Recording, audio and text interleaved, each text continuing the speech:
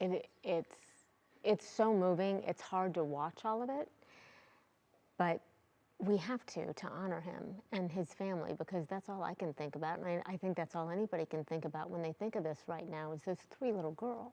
You bring up such a good point, because today I was watching people and it was sorrowful. It was heartbreaking. It's not something they're excited about going to, but they know they have to. Yeah. Because they want to show support for Officer Wagner, for his family, his department, and his fellow officers that have to go to work the next day with that on their hearts.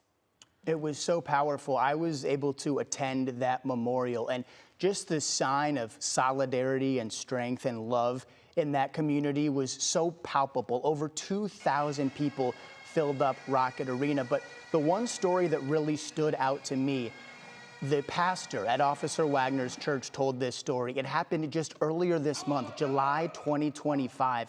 The Wagner family had just gone on vacation, and Officer Wagner's wife caught him steam cleaning the family van after vacation.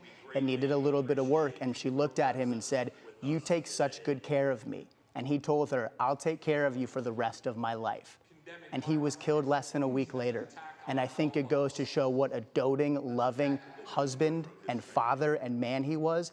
And I think it reminds us that this time with our loved ones is precious. So hug, care for the people that are closest to you, because we just don't know how much time we have. Yeah. Such a good message. Yeah. And I know, Christy, this struck home close to you as well. Well, I do have officers in our family, but Officer Wagner's being laid to rest in Bellevue, which is my hometown. It's about an hour and a half from Cleveland, and I just want you to look, if you would please, at what was waiting for him and his family. Nearly 250 flags lined the streets from the Capital Aluminum and Glass Corporation to York Chapel Cemetery. Officer Wagner's grandfather, Bob Wagner, is the founder of Capital Aluminum, and I spoke with a resident there who told me members of the Bellevue Veterans Memorial and local firefighters placed all those flags. They did so, they told me, for the family, to thank them and, quote, pray God watches over them.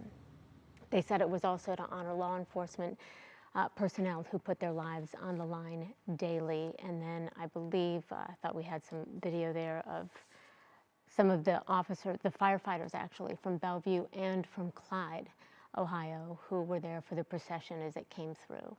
And, you know, we're in these small towns, and we rely on these law enforcement officers and our veterans, and it's all the respect, all the love to them, and that's why I think this feels so personal. And you talked about just giving yourself to something greater. That's exactly what Officer Wagner did. He committed his entire adult life to that. This is a military veteran who served multiple tours. He came home to serve his community as a member of law enforcement. And who better to receive this love, this affection, this honor than someone, a young father who dedicated his life to others. It really does speak to his character, as you were saying, Peter. Just watching those images, Christy, in his hometown, every driveway lined with a flag honoring him, says a lot about who he is.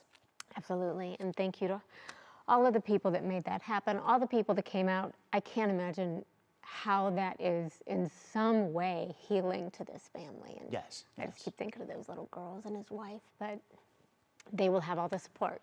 They will always have all the support. So, Lindsay, great job. Thank you so much. You too. Love hearing your experience as well.